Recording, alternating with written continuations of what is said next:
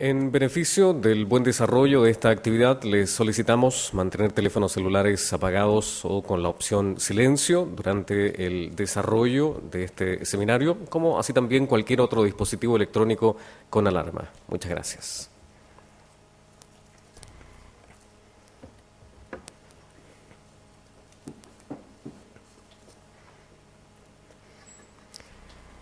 Tengan ustedes muy buenos días. La Facultad de Economía y Negocios de la Universidad de Chile les da la bienvenida a nuestra mesa redonda, el concepto de valor razonable desde la mirada local, un necesario debate interdisciplinario.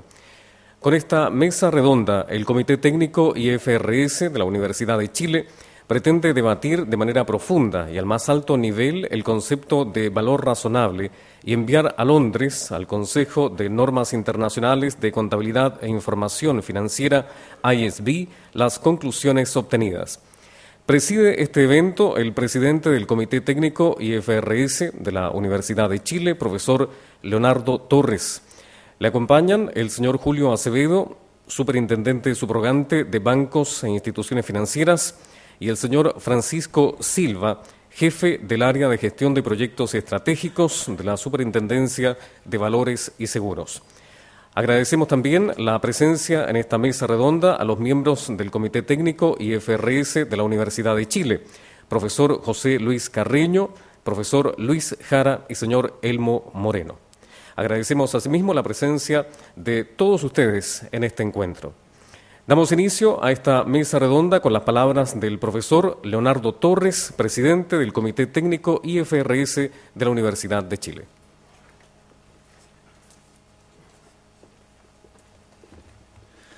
Bueno, muy buenos días a todos, al señor Francisco Silva, a don Julio Acevedo, a Cristian Álvarez. En realidad hay una gran cantidad de personas que están dispuestas a presentar hoy día y a debatir un tema tremendamente relevante. No hay mucha gente en la sala, lo sabíamos, este es un tema tremendamente técnico, pero que nos parece de la mayor importancia. En el mes de noviembre, básicamente el 2 de noviembre de este año, en Norteamérica se generó un debate para discutir acerca del tema de valor razonable, la medición a valor razonable. Se desarrolló en Norwalk, en Estados Unidos. El día 27 de noviembre, es decir, el próximo viernes, va a haber un debate acerca de la medición de valor razonable también en Tokio, en Japón. Y el día 11 de diciembre se va a producir el último debate de mesa redonda acerca del concepto de medición de valor razonable en Londres, en Inglaterra. Como ustedes comprenderán, son tres grandes zonas geográficas, Norteamérica, Asia y también Europa, que están debatiendo el tema del valor razonable.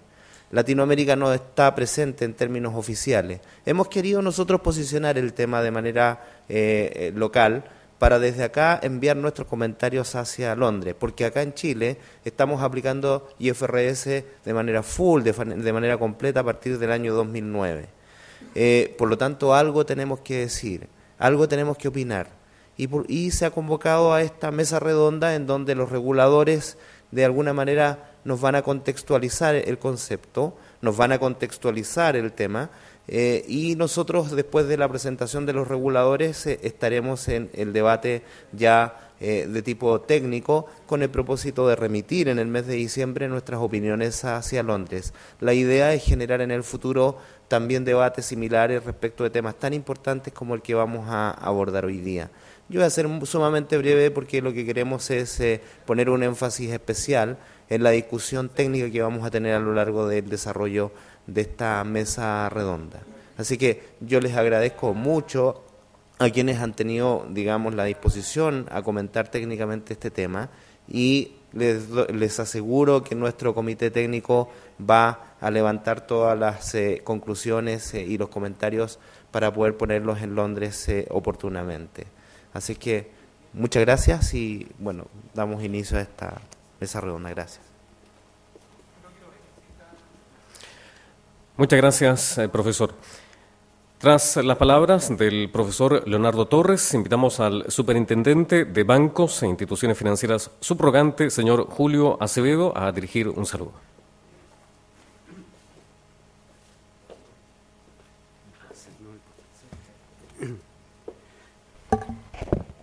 Hola, muy buenos días. En realidad para nosotros como Superintendencia de Bancos, esta ocasión es una ocasión más en la cual nos gusta compartir con la comunidad interesada en los temas. Yo diría dos cosas. Uno, que en realidad lo que nosotros estamos mostrando hoy día es simplemente la etapa final, una tercera o cuarta etapa de un proyecto que nosotros lo iniciamos en el 2003. Y lo cual estamos muy contentos en realidad de haber empezado a trabajar con tanta anticipación, porque nos dimos cuenta que el tema de la convergencia hacia los estándares contables era un tema que tomaba mucho tiempo, había que madurarlo muy fuerte, porque nosotros debíamos estar en condiciones de, cuando se diera inicio a este proceso en las instituciones supervisadas, nosotros deberíamos ser capaces de llevarla, como dice, de tirar la carreta, o sea, nosotros llevar la punta de la delantera por lo menos durante un tiempo, para el efecto de ir focalizándose en cuáles son los temas más relevantes. Y eso nos dimos cuenta que iba a tomar mucho tiempo. ¿Y por qué nos interesó el tema? No los voy a latear, pero quiero que sí, para mí es un motivo de mucha satisfacción poder conversar sobre estos temas en una comunidad, en un debate, en una comunidad como esta. En realidad nosotros dimos cuenta que todo nuestro marco normativo contable era una mezcla, estoy hablando de comienzo de los 2000, en la cual por una parte teníamos un conjunto de normas no menor que eran tremendamente imperativas respecto de decirle a las instituciones cómo se registra cada cosa. Le decíamos, mire, tal operación, en el debe anote tal cosa, en el haber tal cosa, un montón de instrucciones. Pero había otra parte, que no menor, diría, la otra mitad quizás de las instrucciones nuestras, en la cual le decíamos a los bancos, miren, vean ustedes cómo lo anotan. Ustedes tienen los principios de contabilidad generalmente aceptados, ustedes saben estas cosas, tienen que ver cómo lo anotan. Y desde el punto de vista nuestro, vivíamos en ese mundo. Vivíamos en un mundo en el cual, por una parte, les decíamos exactamente cuánto anotar y cómo anotar, dónde anotar, todo. Y por otra parte, le decíamos, ustedes vean. Sí, bueno, en realidad, desde el punto de vista práctico, lo que ocurre es que, bueno, o nosotros creemos en la profesión contable que realmente aplica los criterios, o creemos los principios de contabilidad, o creemos en las formas de ir haciendo los registros, o simplemente les decimos qué cosa se hace. Pero también percatamos que la lógica de los negocios y la lógica de funcionamiento de las empresas tiene que ver con que en cada institución los tipos que están encargados de la preparación de estados financieros tienen que saber cómo se hacen las cosas. Ellos saben más que nosotros. Y el trabajo nuestro es asegurarnos que están haciendo bien las cosas, no decirles cómo se hacen. Eso es lo que nosotros llamamos la supervisión basada en riesgos. El cómo se hacen las cosas es un tema de las instituciones. Y nosotros tenemos que preocuparnos que ellos se hagan, que esas cosas estén bien hechas. Y además que respondan a criterios prudenciales. Mi tema de fondo es los criterios prudenciales, porque mi trabajo es velar por la estabilidad del sistema. Entonces, todo aquello que pueda atentar contra la estabilidad del sistema, yo ahí tengo que decirle, mire, las reglas dirán muchas cosas, pero aquí hay un tema de regulación, aquí hay un tema de prudencia, y que en este caso usted me lo va a tratar de manera distinta. Y ese fue el contexto en el cual pasamos. Es decir, basado en este concepto que llamamos supervisión en riesgo, decimos, bueno, si queremos que las instituciones se regulen, ellas mismas evalúen adecuadamente los riesgos, ellas mismas hagan una gestión adecuada de los riesgos, lo propio es que ellos mismos vean cómo hacen los registros de los estados financieros y, a su vez, cómo revelan en los estados financieros las cosas. Y qué mejor que los estándares financieros internacionales que justamente resolvieron ese tema hace muchos años, en el sentido de qué es la cosa que se difunde, cuáles son las reglas para considerar los registros de las transacciones, bueno, y dentro de eso está el tema de valor razonable, que no es un tema menor. El año 2008 mostró que el tema de valor razonable era un tema altamente sensible, y que resulta que la prudencia no los acompañó en muchas partes, a muchos países. Pero afortunadamente a nosotros no funcionó. Y no funcionó, yo diría, básicamente porque nosotros establecimos como criterio central el criterio prudencial en el registro de estas cosas. Y eso implica probablemente un alejamiento. No significó un alejamiento. Tuvimos muchas discusiones cuando le implantamos esta cosa, en 2007, 2006, cuando partimos con esto. Pero resulta que, curioso, los cambios que se están haciendo en los comités internacionales, el IASBOR, tienen que ver con justamente aproximarse a los criterios con los cuales nosotros trabajamos desde antes, lo cual realmente es motivo bastante de tranquilidad para nosotros de que el criterio prudencial era una cosa que nos parecía, el criterio prudencial con que nosotros trabajamos, en realidad estábamos en el camino correcto. Bueno, aquí tengo algunos expertos nuestros que les va a contar lo que nosotros hemos hecho más en detalle, que es Cristian, y la verdad es que quería agradecerles mucho, y para nosotros quisiéramos además agradecerle a la Universidad de Chile el poder dar estos espacios para discutir el intercambio de experiencias. Muchas gracias.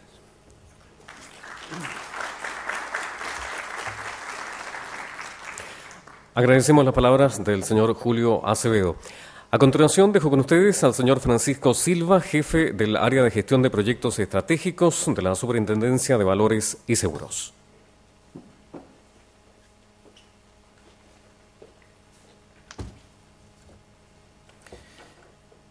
Muy buenos días. A nombre de la Superintendencia de Valores y Seguros quiero agradecer la invitación que ha hecho la Facultad de Economía y Negocios de la Universidad de Chile a conversar de este tema, que es un tema particular dentro de un tema mucho más amplio, que es la convergencia a las normas IFRS. Pero no por ser un tema particular es menos relevante, menos importante, yo diría menos estimulante que otros. Para la Superintendencia de Valores, como para la mayor parte de las instituciones y empresas que han iniciado este proyecto de convergencia, ha sido un desafío enorme poder identificar la cantidad amplia de problemas que se presentan cuando uno genera un proyecto de, yo siempre digo, transferencia tecnológica como este. Transferencia tecnológica porque cambia el modo de hacer las cosas. Y un modo de hacer las cosas en un ámbito que cruza todo el quehacer prácticamente de la economía en su ámbito financiero. Es un proyecto de profundo impacto y de amplio impacto, y por lo tanto también de considerables riesgos. Afortunadamente hemos recibido el apoyo de otras instituciones con las que hemos podido trabajar en conjunto desde el gobierno, pero también desde el sector privado. Empresas que han tenido que hacer un esfuerzo enorme para convertir sus sistemas, para convertir su manera de hacer las cosas, para capacitar sus recursos humanos y avanzar en un desafío que promete, sin duda, mejorar las condiciones de inserción internacional de Chile y al mismo tiempo promete un mejor acceso al capital en condiciones más baratas para las empresas que deciden converger. En lo que se refiere al tema en particular que nos convoca hoy día, que es valor razonable, el The Economist hace unos 2 o 3 semanas atrás tituló un artículo a propósito de esta gran discusión, cómo la contabilidad ha llegado a ser política. Y ese es un tema súper relevante, porque política en términos de que efectivamente este cambio, ¿no es cierto?, de la contabilidad hacia principios más económicos, de valorización, ha generado también el problema de política económica, cómo diseñar metodologías de valorización, cómo hacerse cargo de esa volatilidad que viene asociada a la valorización a precio de mercado. Y esta discusión hoy día es global. La discusión acerca del valor razonable no es una discusión que nos preocupa a nosotros porque estamos en convergencia, sino que además de estar en convergencia tenemos que afrontar una discusión internacional que se agudizó a propósito de la crisis, pero que ya venía de antes, en relación a los beneficios y los costos de aplicar valor razonable en la contabilidad. Esto no es neutro porque aplicar valor razonable implica redistribuir de alguna manera. Se agudiza la incompatibilidad de intereses que naturalmente tienen inversionistas que están buscando entrar al mercado con inversionistas que ya están en el mercado, con quienes buscan financiamiento. Lo que estamos diciendo es que estamos generando fair value para reducir la asimetría de información y eso favorece a los que están entrando al mercado, pero no siempre a los que quieren salir del mercado. Y eso genera una tensión en particular, ¿no es cierto?, cuando hay periodos de burbuja o eventualmente, ¿no es cierto?, más aún de crisis, como lo que hemos tenido ahora, y se produce una desvalorización de los activos financieros por un deterioro profundo de las expectativas de los agentes. Entonces, el desafío pasa a ser de redistribución, pero al mismo tiempo, ¿no es cierto?, se extiende hacia la incapacidad hoy día de generar soluciones desde el punto de vista conceptual para decir claramente si converger a fair value tiene más beneficios que costo, o si esa relación beneficio y costo se mantiene y estará bajo situaciones de burbuja o de crisis. Yo soy economista, no me formé profundamente en los temas contables, estudié acá en la facultad, soy ingeniero comercial con mención en economía, y después seguí estudios de posgrado en economía. Nunca la contabilidad para mí fue un tema muy apasionante, como lo es seguramente para la mayoría de la gente que no está dedicada a la contabilidad, pero creo que nunca antes ni nunca después la discusión acerca de los temas contables será tan entretenida, tan estimulante, tan profunda, con tan profundo impacto como es hoy día. Por lo tanto, estoy personalmente además muy contento de poder estar aquí y poder contribuir, ¿no es cierto?, con un marco respecto de los temas regulatorios y escuchar la discusión del mundo académico respecto de cómo avanzar en estas soluciones metodológicas y conceptuales. Muchas gracias.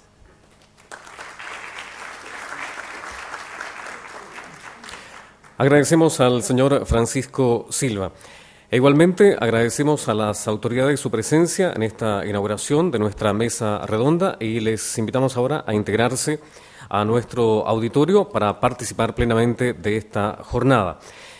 Igualmente, invitamos a quienes serán los panelistas y moderador de la primera mesa redonda a tomar ubicación en el estrado. Mientras ello ocurre, les entregamos algunos alineamientos de la forma como se abordarán las distintas mesas. Se desarrollarán 4 mesas redondas, organismos reguladores y colegios profesionales, academia, empresas auditoras e industrias específicas. Cada mesa redonda tendrá un moderador que será un miembro del Comité Técnico IFRS de la Universidad de Chile, que está a cargo de coordinar las preguntas y tiempos de los participantes. Dejamos entonces a continuación con ustedes al profesor José Luis Carreño, moderador de la primera mesa denominada Organismos Reguladores y Colegiados. Agradecemos entonces a las autoridades que nos han acompañado en este primer segmento de nuestro encuentro. Muchas gracias.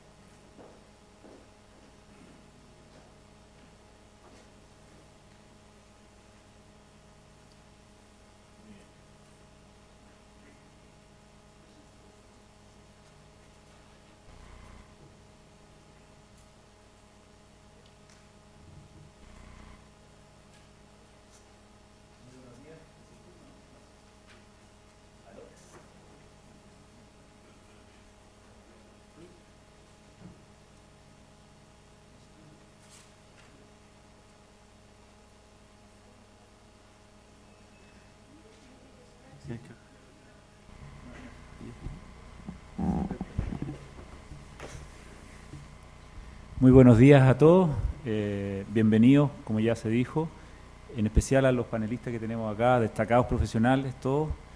En virtud del tiempo, yo voy a presentar rápidamente a cada uno de ellos para que expongan. En primer lugar, a don Cristian Álvarez, contador auditor e ingeniero en información de esta universidad, MBA con mención en finanzas también de acá. Ha sido profesor acá en la universidad de una serie de cátedras en los diplomas y en otras actividades.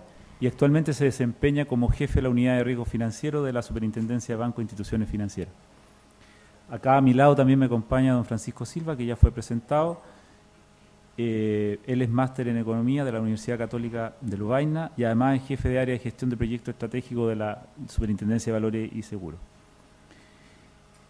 Don Mario Muñoz también nos va a acompañar, contador auditor público y auditor de la Universidad de Santiago de Chile, socio director técnico de Deloitte y presidente de la Comisión de Principios y Normas de Contabilidad del Colegio de Contadores de Chile.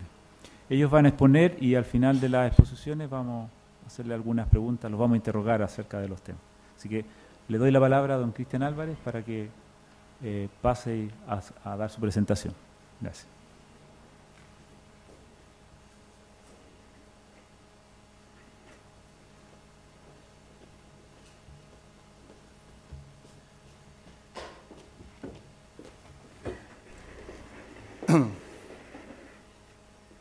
Aló, buenos días. El objetivo de mi presentación, ¿no es cierto?, es transmitir en detalle, o bueno, con lo que permite el tiempo de las exposiciones, son más o menos 10 minutos, pero transmitir la experiencia de la superintendencia en el ámbito del valor razonable. Ya nuestro intendente Julio hacía mención a algunos elementos que es importante considerar. Algunos de ellos, ¿no es cierto?, los voy a recalcar en esta presentación. El contenido de la presentación, una introducción que no tiene otro objeto, ¿no es cierto?, que contextualizar el concepto de valor razonable en la aplicación, ¿no es cierto?, de lo que es la banca local. Luego, un mayor detalle, ¿no es cierto?, que es lo que hemos hecho en este sentido. Y finalmente, algunos comentarios finales. Como lo señalaba Julio Acevedo, nuestro intendente, ¿no es cierto?, desde hace muchos años, ya algo más de 6 años, a mediados del 2003, la superintendencia comenzó un proyecto, ¿no es cierto?, de convergencia a normas internacionales de información financiera, IFRS. Sin embargo, es importante considerar, ¿no es cierto?, que ese proyecto de convergencia o este proceso de convergencia siempre se realiza considerando el objetivo prudencial básico de la superintendencia, esto es velar por la estabilidad financiera, ¿no es cierto?, o por la estabilidad del sistema financiero, y por lo tanto las aplicaciones que se puedan realizar de estándares financieros, ¿no es cierto?, tienen cierta consideración. Esa consideración es no impartir los estándares en forma automática, sino que realizar un análisis previo de ellos y de esa manera definir lo que se aplica del estándar y aquello que no se aplica. Como veremos más adelante, algunos elementos que en este caso, ¿no es cierto?, nos convocan básicamente, ¿no es cierto?, lo que es IFRS y IAS 39, hay algunas excepciones que nosotros definimos se aplicarían, o mejor dicho, no se aplicarían en la banca local. Un segundo elemento, ¿no es cierto?, que me interesa señalar dentro de esta introducción es que obviamente el concepto de valor razonable es o tiene una serie de dimensiones y es mencionado en una serie de aspectos. En nuestro caso, ¿no es cierto?, el concepto de valor razonable lo vamos a tratar, o en esta presentación mejor dicho, enfocado o focalizado en aquellos elementos centrales de su aplicación, que son básicamente los instrumentos financieros. Y lo que se va a hacer, ¿no es cierto?, es definir o transmitir a ustedes cuál es la definición que hemos adoptado y por qué, cuáles son los criterios de medición que hemos definido y también cuál es el ámbito de aplicación del concepto de valor razonable dentro de lo que es la banca local. Ahora, ¿qué es lo que hemos hecho? Este es un proyecto de largo plazo que se inició, ¿no es cierto?, en el año 2003 y para ello, ¿no es cierto?, la superintendencia en su momento definió un cronograma de actividades, una serie de etapas. La primera de estas etapas ya se implementó hace varios años, ¿no es cierto?, en el año 2006, en el mes de junio de 2006, los bancos, ¿no es cierto?, debieron aplicar criterios establecidos en la normativa IAS 39. Esos criterios tenían que ver, entre otros, con el reconocimiento de los instrumentos financieros, tenían que ver con la clasificación, con la forma de registro, con los esquemas de valorización, entre otros. Hay algunos elementos que no voy a señalar, que están también contenidos en esa aplicación, pero son estos los centrales y que además se relacionan con el tema de esta jornada. Ahora, yo lo señalaba, cuando la superintendencia aplica estos estándares, realiza algunas excepciones. Por ejemplo, al aplicar IAS 39, ¿no es cierto?, ¿qué cosas se exceptuaron o se dejan fuera del ámbito de aplicación? El primero, el concepto de Fair Value Option. Es decir, nosotros no permitimos, ¿no es cierto?, a los bancos aplicar esa posibilidad. El segundo elemento, ¿no es cierto?, que se establece en esta oportunidad es que la aplicación de IAS 39 se hace específicamente en 2006 para aquellos instrumentos financieros con mercado secundario, básicamente, ¿ya? Es por esto que todo lo que es las colocaciones, préstamos de las empresas, que también están, ¿no es cierto?, definidas en el contexto de IAS 39, se tratan de manera independiente, se tratan de manera separada. Y hay un tercer elemento que tiene que ver con todo lo que es el deterioro crediticio, en el cual también, ¿no es cierto?, la superintendencia generó algunas diferenciaciones respecto de lo que es IAS 39. Ahora, previo a implementar IAS 39 en el año 2006, la superintendencia ya había emitido algunas instrucciones específicas respecto de lo que es el concepto de valor razonable. En enero del año 2005 se emitió un capítulo dentro de nuestra recopilación actualizada de normas, que es el capítulo 712, ¿no es cierto?, valor razonable de instrumentos financieros.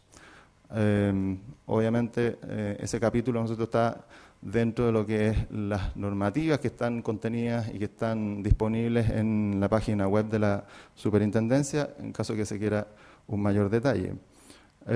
Sin embargo, ¿no es cierto?, lo que establece principalmente este capítulo es cuál es la definición que se va a aplicar para valor razonable, cuál es el ámbito de aplicación y también, ¿no es cierto?, cuáles son los criterios de medición.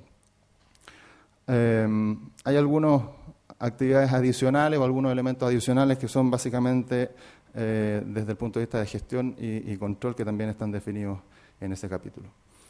Ahora, volviendo a estos tres elementos, conceptualización o definición, el primero, lo que se hizo en su momento, nosotros en el año 2005, no era solamente hacer una definición de valor razonable para propósitos contables, sino que también en el marco, ¿no es cierto?, de una emisión de normativas de riesgo financiero, básicamente de riesgos de liquidez, riesgo de mercado, en la cual se estaban aplicando, ¿no es cierto?, estándares internacionales también, en este caso los estándares de Basilea, y en donde, ¿no es cierto?, se aplicaba el concepto de valor razonable o se hacían instrucciones respecto de posiciones que se llevaban a valor razonable. Entonces, fue necesario, ¿no es cierto?, definir este concepto y que ese concepto o esta definición fuera aplicable tanto para propósitos contables como también para propósitos de riesgo.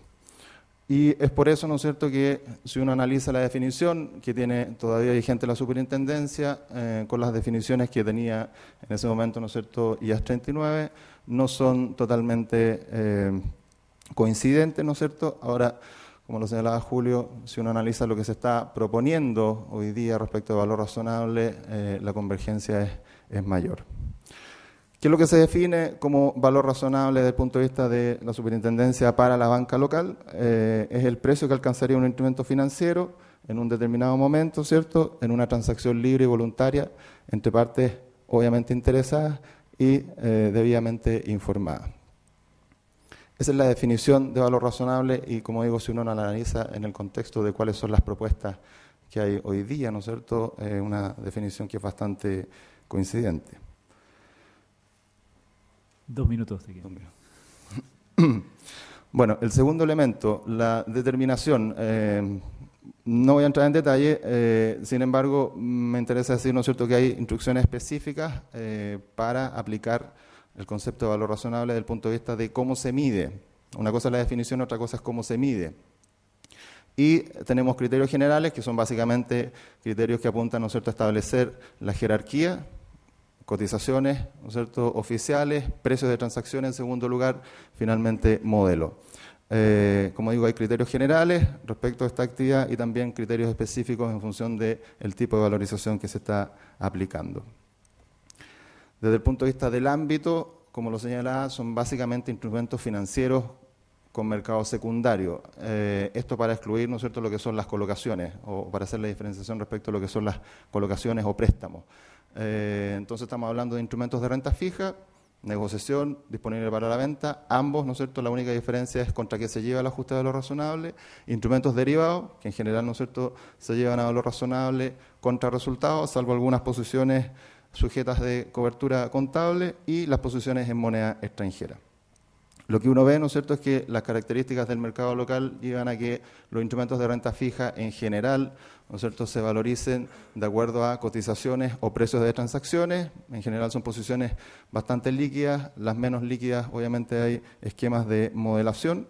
En el caso de los instrumentos derivados en general, lo que se hace por parte, ¿no es cierto?, de la industria, considerando las características del mercado, es utilizar modelos de descuento de flujo, es la herramienta principal, ¿no es cierto?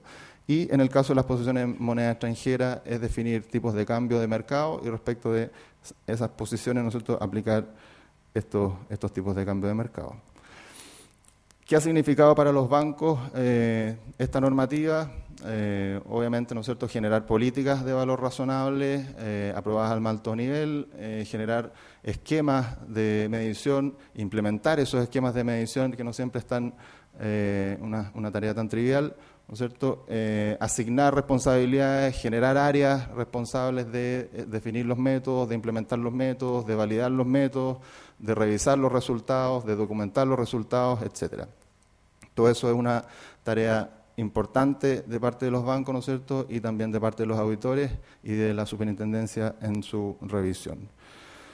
Un último punto, lo que es divulgación. A partir del próximo año, los bancos tendrán que divulgar información específica del concepto de valor razonable. En las notas, ¿no es cierto?, se establecen algunos elementos mínimos, que es básicamente señalar cuáles son las posiciones, activo, pasivo, que se llevan a valor razonable, cuáles son los criterios para la determinación de valor razonable, e incluso en posiciones que no se llevan a valor razonable, activos o pasivos que no se llevan a valor razonable, también se deberá, ¿no es cierto?, generar una estimación global en este sentido. Y termino con algunos comentarios finales. El primero, que transcurrido, como dice ahí, ¿no es cierto?, ya algo más de 3 años desde su aplicación. La superintendencia ha podido ver, ¿no es cierto?, que el sistema financiero, tanto la superintendencia como los bancos, las empresas de auditoría, cuentan con una expertise, ¿no es cierto?, suficiente en esta materia, en lo que es la materia de valor razonable. El segundo elemento que me interesa destacar al final de la presentación, ¿no es cierto?, es que, como decíamos, como lo dijo Julio, como lo decía yo al principio, ¿no es cierto?, las modificaciones al concepto de valor razonable que se están discutiendo, o a la definición de valor razonable, están bastante en línea con las definiciones que hoy día ya tiene implementadas hace años la Superintendencia de Bancos.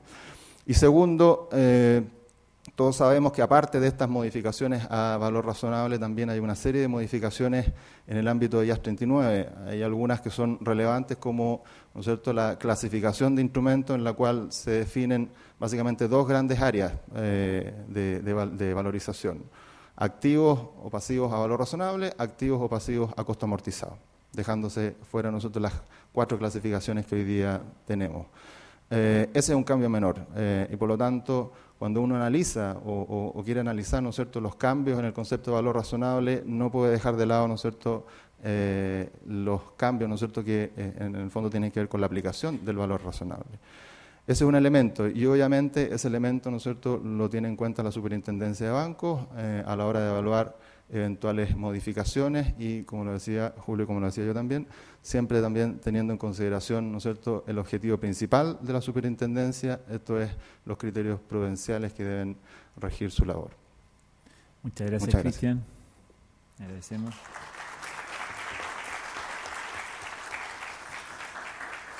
Agradecemos haber terminado en el tiempo correspondiente y damos paso ahora a don Francisco Silva.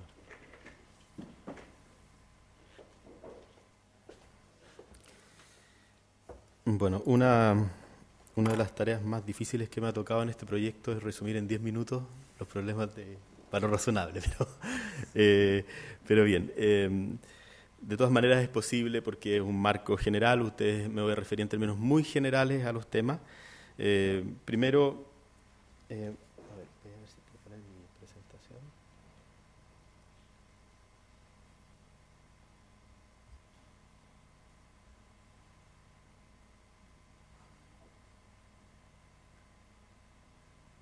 ¿Está cargada, parece? Sí.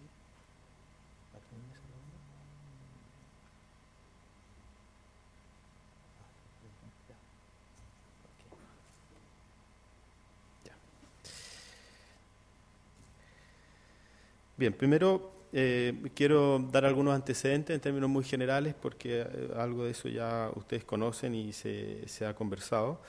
Pero primero decir que la definición, ¿no es cierto?, de valor razonable como está en la última versión es más o menos la siguiente.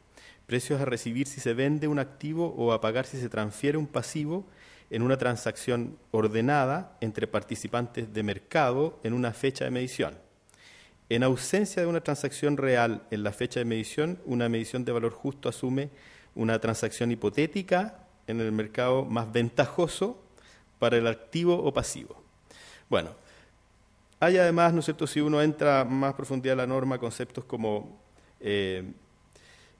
costos de transacción, mejor y más alto valor de uso, valor de intercambio, en fin, una serie de conceptos que son bastante vagos, que uno encuentra regularmente en principios económicos de valorización, pero que cuando uno los tiene que traducir a temas metodológicos se vuelve un problema. Ahora, yo quiero desdramatizar esto porque todos los que hemos visto, aunque sea de manera distante, cómo actúa un equipo de valorización cuando tiene que comprar una empresa, es más o menos así, y utilizando más o menos estos instrumentos, ¿ya? Normalmente no van y piden los estados financieros y valorizan de acuerdo a los estados financieros, sino que hacen una valorización completa nueva. Pero sin embargo, extender esos principios a la generalidad de la valorización de los activos para efectos de estado financiero es un desafío no menor. El IASB ha reconocido efectivamente que las definiciones que hay son bastante vagas y además están dispersas, y entonces hay un esfuerzo hoy día por sistematizar y juntar, ¿no es cierto?, todas estas iniciativas en recomendaciones que hoy día están siendo bastante discutidas a nivel internacional y que bueno, la semana pasada supimos, ¿no es cierto?, que la Comunidad Europea decidió mantenerse todavía distante y no tomar una definición respecto de las recomendaciones que al respecto ha hecho el IASB. Una empresa, entonces, cuando tiene que aproximarse al tema de valor justo, tiene una serie de desafíos que son importantes. Tiene que elegir, ¿no es cierto?, entre precio de mercado o un costo histórico con deterioro, que es como una lotería, digamos, no saber bien cómo, es como patear el problema para adelante un poco, ¿no es cierto?, cuando uno dice voy a tomar costo histórico y deterioro. Hay que hacer una medición de un valor que es cambiante en el mercado, eso genera incertidumbre, ¿no es cierto?, no sabemos efectivamente si vamos a tomar valor de mercado, qué es lo que va a ir pasando con ese instrumento, pero lo mismo si costo histórico con deterioro es igual, digamos, tampoco sabemos bien qué va a pasar. Entonces hay una necesidad de que de alguna manera las empresas se adecúen a una forma de medir que es distinta a la anterior, es una forma de medir que va a ir generando cierta incertidumbre sobre la valorización y también eso implica, ¿no es cierto?, una cierta incertidumbre acerca de cómo va a ir evolucionando el costo de capital, porque la valorización de la empresa normalmente va a reflejarse en su costo de capital finalmente.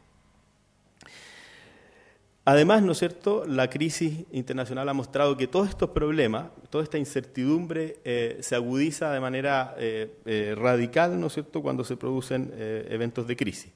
Y claro, también se puede generar en tiempos de burbuja, ¿no es cierto?, aspiraciones de la empresa que son absolutamente insostenibles en el largo plazo sobre la base de valorización de activos que no se condicen con el valor de largo plazo.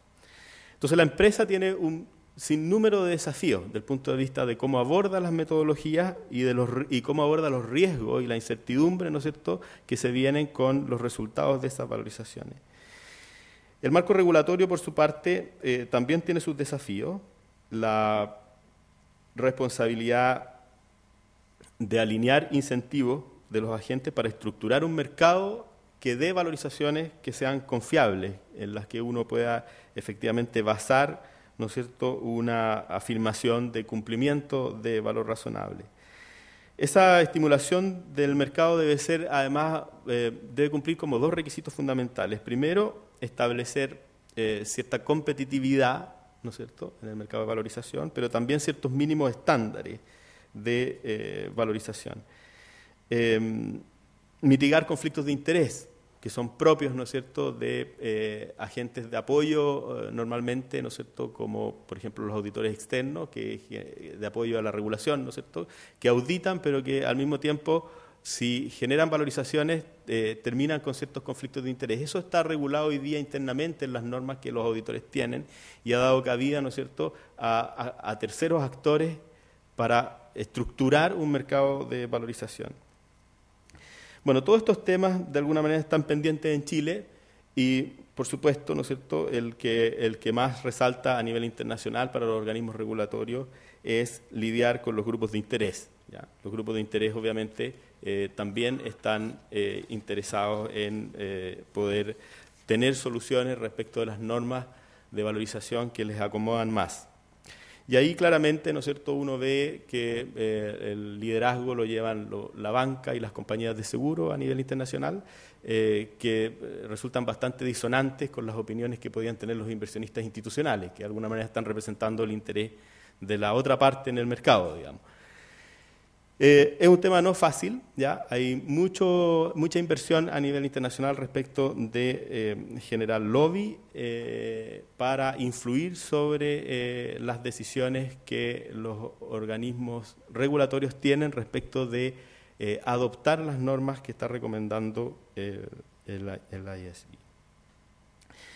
Y finalmente me quiero referir al desafío conceptual, que es un poco la agenda más relevante para esta reunión. Desde el punto de vista conceptual, primero hay una necesidad de desarrollar metodologías de valorización para diversos sectores y para diversos escenarios de mercado. Los sectores claramente son distintos en los requerimientos y en las complejidades de valorización, ¿no es cierto? Los más complejos normalmente para nosotros que estamos abordando esta convergencia son los sectores que tienen activos biológicos. Ahí es donde hay menos avance respecto de los temas de valorización. Yo diría que en el sector financiero es donde menos problemas tenemos, porque los problemas que hoy día hay a nivel internacional de iliquidez nosotros los venimos afrontando desde hace tiempo, y entonces hay bastantes metodologías, ya hay desarrollo institucional, ya hay normativa que de alguna manera se hace cargo de eso. No digo que todos los problemas estén resueltos, pero hoy día estas preguntas que se están haciendo en los países desarrollados, nosotros ya son problemas que tenemos hace tiempo y hemos logrado avanzar un poco en eso. El problema fundamental, ¿no es cierto?, o el desafío conceptual fundamental, más allá de las metodologías, ¿no es cierto?, y ya entrando en los aspectos más conceptuales y teóricos, es que el valor razonable se fundamenta en el concepto de precio de mercado bajo condiciones normales, vale decir un mercado competitivo, con todos los supuestos que eso tiene, ¿no es cierto?, desde el punto de vista teórico, y que todos los que hemos hecho algún curso de economía, ¿no es cierto?, sabemos que hay, pero que no se cumplen, ¿ya? Y el propósito que tiene es reducir las asimetrías de información, ¿no es cierto?, entre las partes. Ahora, ¿cuál es la brecha con la realidad? La brecha con la realidad es que muchos mercados no son competitivos porque tienen problemas estructurales, nosotros sabemos eso ya hace tiempo, y entonces hay que entrar a ver cómo uno genera una cierta regulación para alinear las estrategias de manera que la estructura de ese mercado se parezca o converja hacia algo parecido, ¿no es cierto?, a lo que llamamos conceptualmente el benchmark de competencia. 2 minutos, Francisco. Sí, gracias. Pero más allá, ¿no es cierto?, de los problemas estructurales están los problemas, ¿no es cierto?, que generan las burbujas o que generan las crisis, ¿ya? Estos problemas que son microclimas que se extienden además de manera muy larga, o sea, cuando uno mira el análisis, la economía no está creciendo hoy día en un steady state como era hace años atrás, sino que crece con shocks y con shocks de burbujas y con shock de crisis, y entonces eso agudiza el problema de valorización porque los agentes económicos, entonces las expectativas de los agentes económicos juegan un rol mucho más importante. Esas son las brechas que hay de la realidad hoy día con el concepto, ¿no es cierto?, de valor de mercado, si uno lo quiere entender bajo la el paradigma, ¿no es cierto?, de competencia.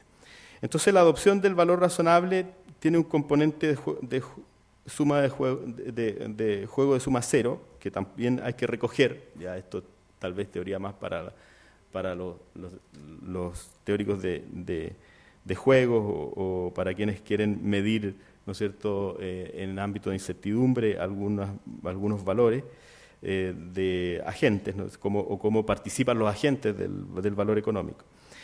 Si bien se reduce la economía, se reduce la asimetría de información cuando uno aplica fair value, se reduce la asimetría de información y esto implica que se reduce el riesgo del comprador de activos. Por otra parte, aumenta el riesgo de los propietarios de los activos, pero además aumenta el riesgo sistémico. Entonces, esto es parecido a un juego de suma cero. Algunos ganan y otros pierden, ¿ya? Cuando uno aplica valor razonable a precio de mercado. Y eso, evidentemente, que agudiza, ¿no es cierto?, la discusión, ¿no es cierto?, y agudiza, ¿no es cierto?, esta brecha de intereses que hay entre oferente y demandante. Lo más complicado, diría yo, y esa es la tarea más fundamental para la gente que está en lo conceptual, es que no está demostrado que elegir valor razonable a precio de mercado como norma sea una estrategia dominante. Es decir, no está demostrado que el beneficio sea mayor que el costo. Ese es un tema hoy día pendiente y eso hace que entonces algunos se inclinen en favor y unos se inclinen en contra, pero falta medir efectivamente el impacto, y esto en dos aspectos: en condiciones normales de funcionamiento del mercado, por una parte, y por otra parte en condiciones especiales, ¿no es cierto?, como son los de burbuja y de crisis. Muchas gracias. Gracias, Francisco.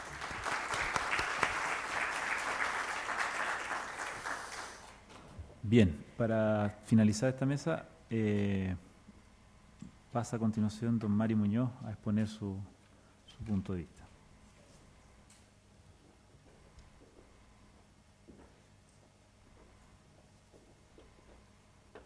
Yo quiero contar mis 10 minutos después que coloque la presentación. Sí, ¿eh? ¿Me ayudas tú? Yo soy del tiempo de Microsoft 2004, entonces.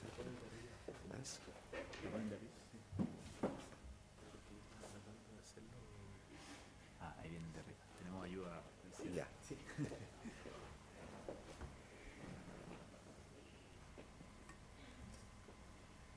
Ahora sí el tiempo. Ok, ahora empiezan a contar.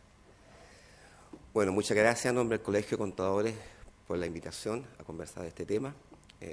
Felicitar a la Facultad de Economía y Negocios por este tema. Yo creo que el ambiente de la academia, el ambiente de la universidad es un centro muy importante para discutir estos aspectos. También estoy muy contento por estar acá porque acá estudia mi hijo, estudia economía, está en sus últimos años, digamos. Y cuando era más pequeño, yo le decía que yo era auditor. Entonces, como que le costaba entenderme, digamos. Y créanme que en este proceso de IFRS me ha ayudado bastante refrescar con él los conocimientos financieros y de economía. Porque eso es lo que pasa con IFRS hoy día. Todo principio de contabilidad tiene dos conceptos fundamentales. El principio contable: activo o lo llevo a gasto. Goodwill, lo amortizo o no lo amortizo.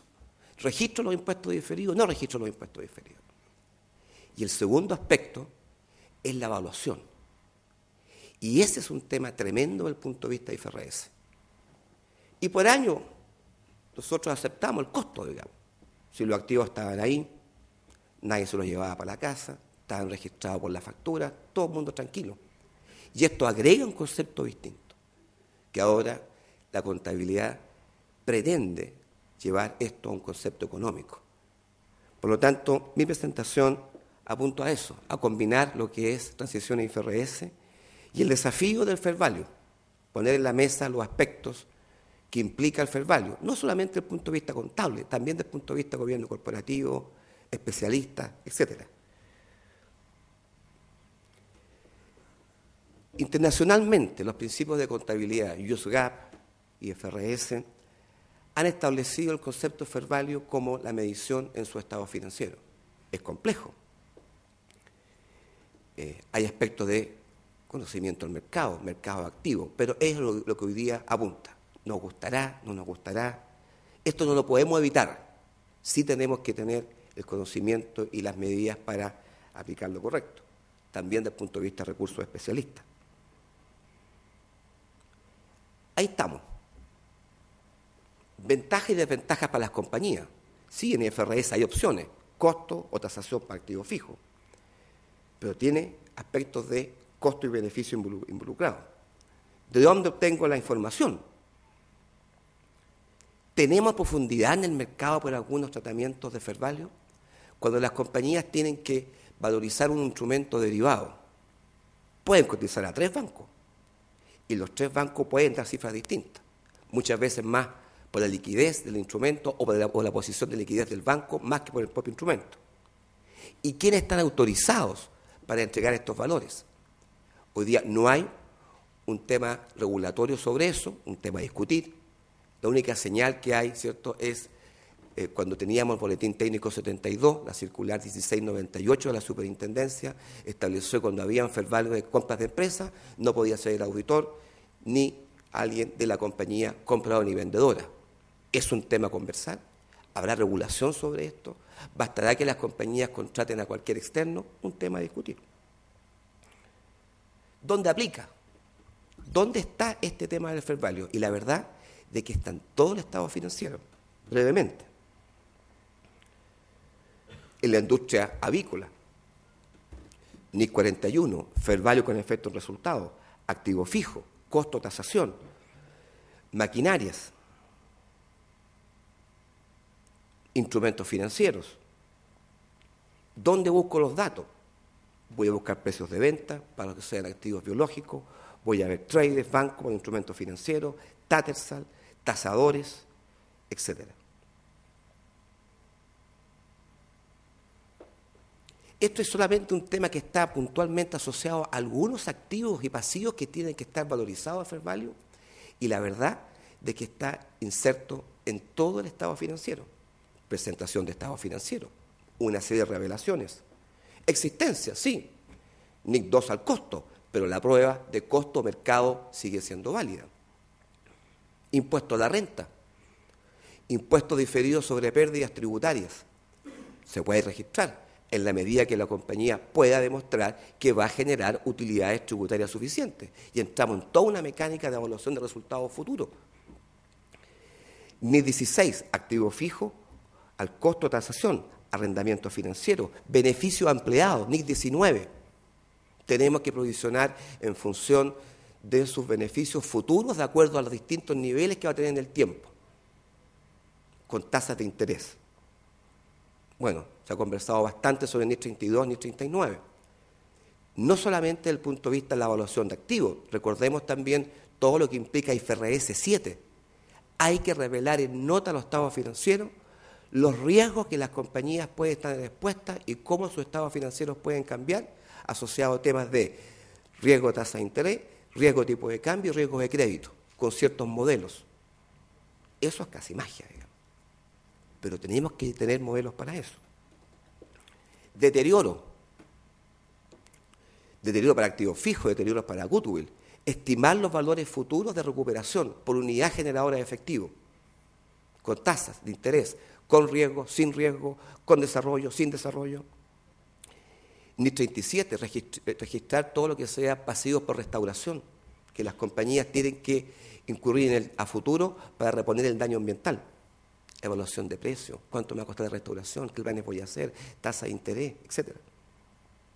2 minutos, Mario. Muchas gracias. Un conjunto de normas, entonces, que afectan todo el estado financiero asociado a fair value. ¿Hay alternativas que el JASB ha planteado? Sí, en algunas materias hay alternativas, como el caso del costo del activo fijo. En otras materias es obligación. Recordar, sí, ¿cierto?, que en julio del 2009 se emitió IFRS para empresas medianas y pequeñas. Una rápida comparación, 2.500 páginas de IFRS larga, 240 páginas para IFRS chica, ¿cierto?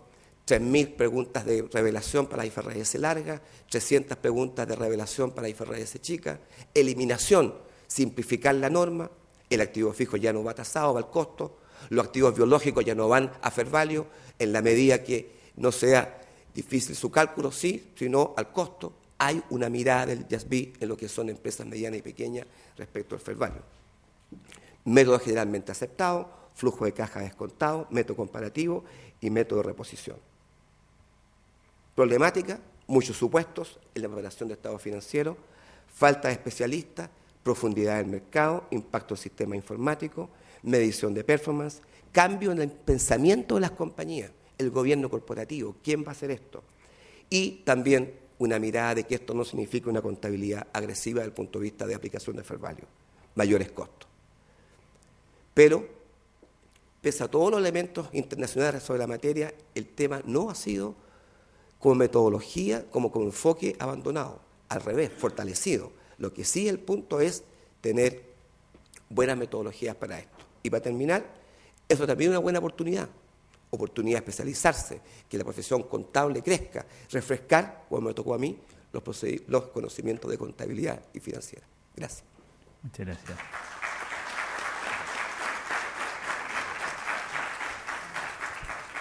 Agradeciendo a Mario, que también se haya encasillado en el tiempo correspondiente, vamos a plantear algunas consultas a los panelistas presentes.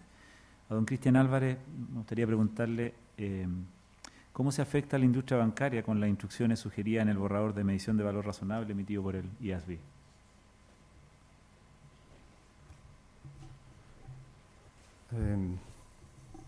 ¿Se escucha? Sí. Sí.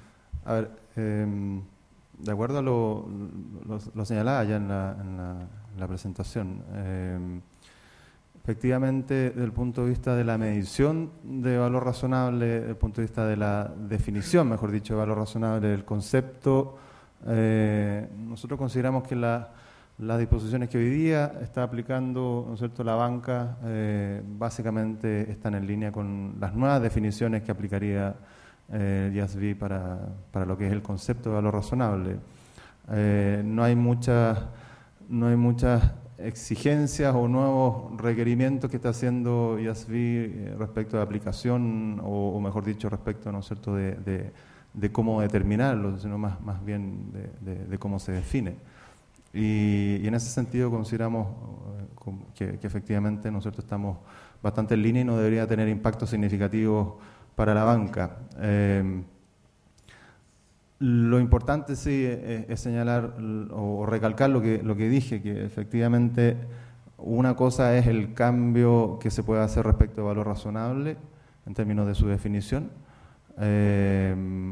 y otra, ¿no es cierto?, es todo lo que tiene que ver con el ámbito de aplicación. Y ahí efectivamente, ¿no es cierto?, pudieran haber efectos significativos en caso, ¿no es cierto?, que se aplicara las nuevas disposiciones que señalaba, es decir, todo a costo amortizado o a valor razonable sin las categorías que hoy día existen. Pero eso no es un proceso automático y obviamente en caso de ser necesario aplicar eso, previamente va a haber todo un proceso de análisis que tenga en consideración el objetivo principal de la superintendencia, que es velar por la estabilidad del sistema financiero. Muy bien, muchas gracias. A Francisco me gustaría consultarle desde el punto de vista del regulador que él representa, ¿verdad?, que es la Superintendencia de Valor y Seguro. ¿Cuáles son los principales desafíos que él visualiza a futuro con respecto al fair value? Bueno, en particular para la superintendencia, el proyecto de adopción de IFRS está en una segunda etapa superpuesta con una primera etapa. La primera etapa es que uno logre que efectivamente las sociedades reguladas entren en el esquema, adopten, ¿no es cierto?, y empiecen a generar sus estados financieros bajo la nueva norma. Y la segunda etapa, que es la que estamos concentrados hoy día para las empresas que entraron este año, es que efectivamente la adopción sea rigurosa, ¿ya? de manera tal de que efectivamente pueda ser reconocida como una adopción de calidad. Y en esto, ¿no es cierto?, los temas de valorización son importantes. Ahora esto se va a superponer con la primera etapa para las empresas que van a entrar el próximo año. Entonces vamos a tener una mezcla de ambas cosas, pero fue planificado así para efectos de poder aprovechar las ventajas de las empresas más grandes y al mismo tiempo favorecer a los inversionistas de esas mismas empresas. Ahora, hay dos ámbitos tal vez más importantes a los que me quiero referir muy brevemente. Uno es que aquí hay un desafío en lo que se refiere a aplicación de fair value, hay un desafío de organización industrial. La regulación está íntimamente ligada a la manera en que uno genera los incentivos para estructurar los mercados, ¿ya? Los mercados normalmente se estructuran a partir de los incentivos de los agentes y hoy día los incentivos están muy mal puestos, ¿ya? Hay conflictos de interés, hay empresas haciendo cosas que no deberían hacer naturalmente porque esos conflictos de interés están latentes. Pero por otra parte, eso es consecuencia directa de que lo que hicimos con esta transferencia tecnológica fue generar clúster donde el conocimiento está concentrado. El caso de las auditoras, ¿no es cierto?, es las que jugaron el rol principal en la transferencia del conocimiento, pero hoy día todo está concentrado ahí, entonces hay que, a partir de eso, estructurar un mercado nuevo. Y entonces hay que generar una estructura de mercado de valorización. Ese es un primer elemento. Que sea compatible, ¿no es cierto?, con la función de auditoría, pero separada, de manera de permitir resolver conflictos de interés. Entonces es un primer elemento que es importante. Ahora hay que introducir calidad en ese nuevo mercado, por lo tanto tiene que ser un mercado que tiene que tener algunos aspectos regulados, ¿ya? Autorregulado o regulado hay que definirlo, pero bueno, a nivel internacional hay bastantes estándares que se pueden tomar y no necesariamente hay que salir, ¿no es cierto?, con una norma imperativa, sino que más bien hay que tratar de articular el mercado para que esto funcione. Y el segundo elemento es que nos quedan las compañías de seguro y los fondos mutuos que están más cerca de los problemas financieros, digamos, compañías de seguro más cerca de los problemas de banco. Y en particular las compañías de seguro hoy día, ¿no es cierto?, tienen el problema de cómo van a valorizar sus pasivos. ¿Ya? Eso no está aún definido. Hay toda una discusión, ¿no es cierto?, respecto del tema y por lo tanto nosotros hemos puesto a las compañías de seguro casi al final de la lista de convergencia el año 2012 probablemente, con la idea de poder esperar que se definan mejor cuál va a ser la norma y al mismo tiempo gestionar mejor también los problemas y los obstáculos que se presentan en este mercado. En fondos mutuos probablemente también tendremos que hacer algunas excepciones, pero hasta el momento creemos que van a ser muy menores. Pero sin duda, ¿no es cierto?, estos dos mercados van a ofrecer algunos problemas adicionales que no encontramos en esta primera etapa de convergencia de sociedades abiertas en bolsa. Muchas gracias, Francisco. Por último, consultar a don Mario Muñoz. ¿Cuál es la definición de valor razonable que el Colegio de Contadores ha consensuado como relevante para la práctica chilena? Bueno, un preámbulo nomás. El Colegio de Contadores, en su proceso de adopción de IFRS, su marco es las normas IFRS, digamos. O sea, nosotros como colegio se emitió el Boletín Técnico 78 como un 79 como un proceso de adopción de IFRS, como una transición.